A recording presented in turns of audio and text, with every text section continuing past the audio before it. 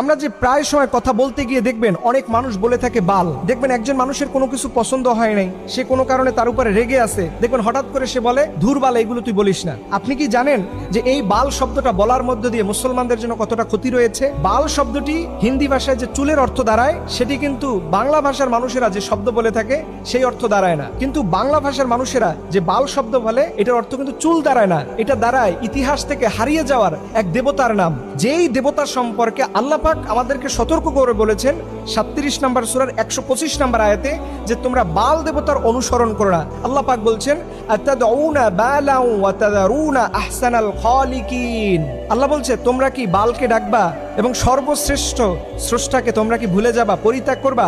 এই বাল শব্দটা আল্লাহ পাক কোরআনের মধ্যে বলেছেন। এই বাল শব্দটা সেমিটিক শব্দ, যার অর্থ দাঁড়ায় দেবতা বা স্রষ্টা, বা আমরা যে আল্লাহ বলে সম্বোধন করি ঠিক একই রকম অর্থ দাঁড়ায়। এটা আসলো কোথা থেকে?